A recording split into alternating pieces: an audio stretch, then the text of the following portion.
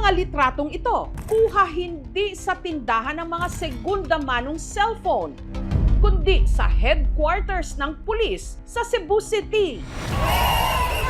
Karamihan sa mga cellphone na ito, di umano, ninakaw sa kasagsagan ng Sinulog Festival.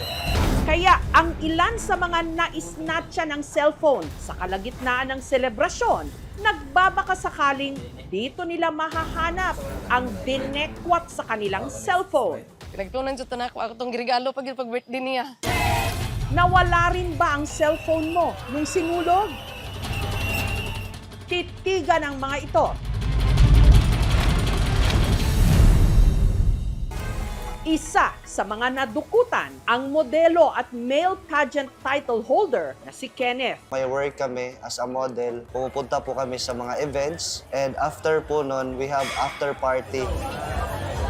Ang kanya raw cellphone, isinabit pa niya sa katawan niya. Kung kukunin man yung cellphone ko ng someone is pwede ko siyang mamalayan agad. Pero bandang alas 4 ng madaling araw nitong January 19, May humarang po sa akin ng mga group of people. Tapos akala ko po mga kilala nila ako. Tapos nagpa-picture. Right after po nun, na mga 3 to 5 minutes, di ko na po makita yung phone ko. Pagtingin ko, sobrang gaan na ng sling. Sobra po akong na-shock. Binala ko pong sundan, kaso nagmamadali din po ako papuntang airport. Kaya wala na talaga akong time. kinabukasan, sinubukan ni Kenneth na gamitin ang device tracking feature ng kanyang cellphone kung saan malalaman dapat ang kinaroroonan ng kanyang cellphone gamit ang GPS o Global Positioning System. Nakita niya na ang cellphone nasa Quezon Boulevard daw sa Cebu. Around one day siya doon. Hanggang sa bumiyahe na po ito papuntang Samar. Nagpasay siya, tapos Malate. Nag-notify na lang daw ang cellphone na nasa isang mall na ito sa syudad ng San Juan. Sa Find My, matatrack ko siya na andito siya ngayon sa San Juan. Sobrang lungkot po. Bago po kasing bili yung phone na yon. And sobrang gamit ko yun sa work ko. Wala talaga akong hinahala na tao kung sinong kumuha ng phone ko. But gusto ko talaga mabigyan ng hustisya yung mga taong nanakawan. Isa pa sa mga lumutang na biktima, si Melvin, na nanakawan ng bagong bili pamanding cellphone. Nilagay ko siya sa harapan ng pocket ko. Pero kasi parang pagsanay na tayo sa likod nilalagay. After I check my phone, then nilagay ko siya sa likod ko. Hanggang sa naramdaman ni Melvin na may pumuntirya na sa kanyang smartphone. I was talking to someone. Parang binangga ako, then kinuha siya. May few akong taong suspetsa. But I cannot call them out kasi nga, syempre, hindi ko naman masabi na kung sino talaga sa kanila yung kumuha. Ang insidente, agad nilang inireport sa pulis. Ginamit nila ang device tracking feature ng kanilang cellphone. Napag-alaman na doon ang location sa may Leon Kilat. Ang cellphone ni Melvin na-locate sa Leon Kilat Street sa Cebu City, kung saan matatagpuan ang hile-hilerang mga tindahan pati na repair shop ng mga cellphone. Doon naabutan ng mga pulis ang nagpakilalang may-ari ng shop. Hinalughog nila ang lugar. Binuksan yung room. Doon tumambad na mayroong 3 bag na na-recover doon na may lamang sa mga cellphone. Ang cellphone unit na kanilang na-recover mula sa 3 bag, umabot daw ng humigit kumulang 150, kabilang doon ang nanakaw na cellphone ni Melvin. Kailangan namin ng identification and yung IMEI para we can detect kung ano talaga.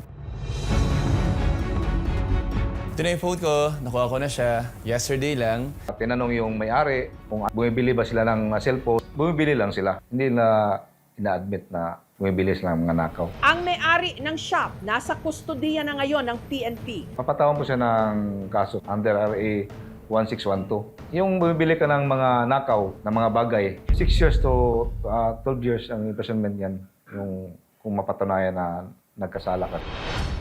Matapos namang kumalat ang balita tungkol sa mahigit 100 mga cellphone na na-recover ng pulis, ang ilan sa mga naisnatchan agad na nagtungo sa tanggapan ng PNP. Bawat claimant binigyan ng pagkakataon na mabusisi ang mga cellphone. Namasin ko nga basin usa pod ako a cellphone nga naa diri.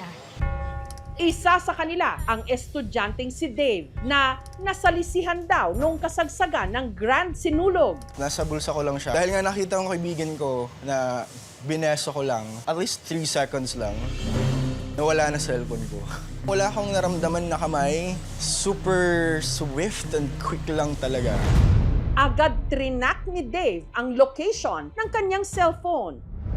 At huli raw itong na-trace ng tracker sa Leon Kilat Street din. I understood the situation na mabibenta na talaga yung cellphone ko. It's sad.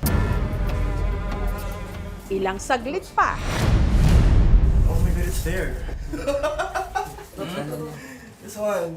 himalang nahanap ni Dave ang kanya raw cellphone. Ano yung palatandaan niya, sir? Phone case.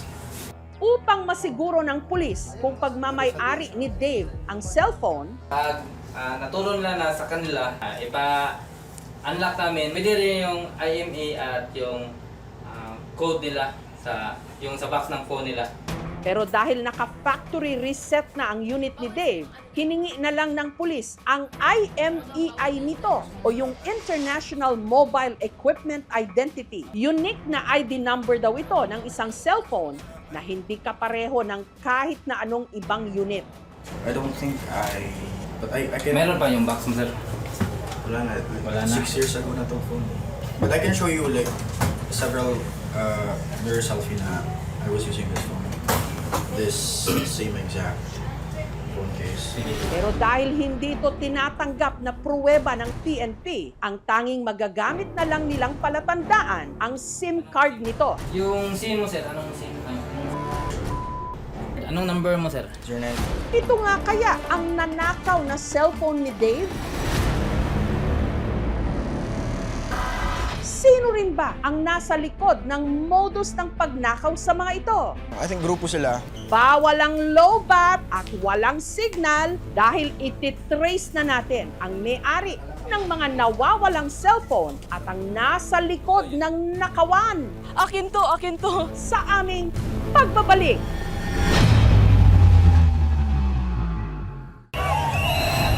Sa kasagsagan ng isa sa pinakamalaking pista sa bansa, ang Sinulog Festival sa Cebu, ang sigaw ng ilang mga nakifiesta, hindi viva viva, kundi hustisya. Marami raw kasi sa mga dumalo, ninakawan ng cellphone. Wala akong naramdaman na kamay. Super swift and quick lang talaga. Mga ilang hakbang siguro, pag ana niya, ugaan akong bag, wala na. Sa tulong ng tracking device feature ng isa sa mga nanakaw na cellphone, natunton ng mga otoridad ang kinaroroonan nito sa isang shop sa kahabaan ng Leon Kilat Street kung saan merong humigit kumulang 150 pang ibang mga cellphone na na-recover. Tinanong yung may-ari kung bumibili ba sila ng cellphone. Bumibili lang sila. Hindi na ina-admit na bumibili sila ng mga nakaw.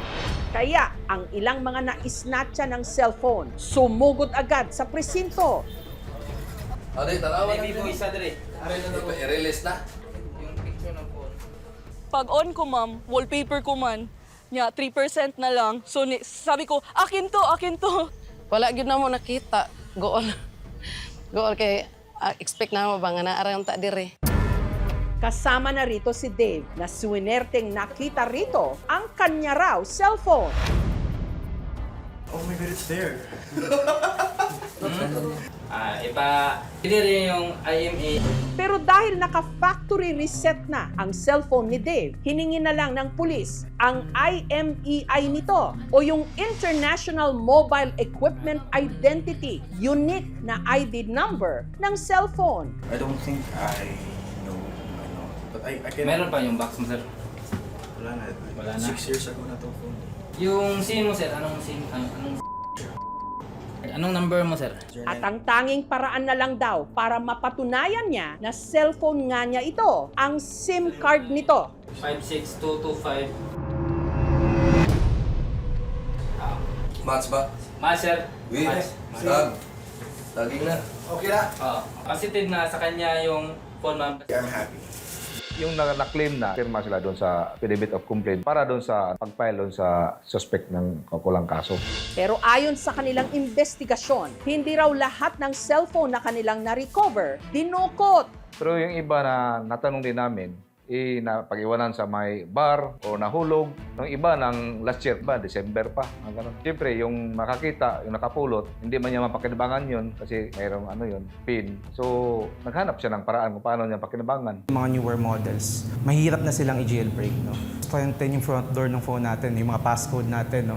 Pero may organisadong sindikato nga ba sa likod ng nakawan ng cellphone sa katatapos lang na sinulog? Ongoing yung investigation. Hindi tayo titigil hanggat hindi natin maano yung kalokohan ito. Nagpe-prepare yung mga tropa sa appropriate filing ng case doon sa suspect. Ang may payo natin sa publiko, ma'am, is kahit saan sila pumupunta, i-safety nila yung mga gamit nila, lalo na yung cellphone. Kung nagdala ka ng backpack, huwag ilagay yung backpack sa likod. Magiging curious ka sa paligid mo.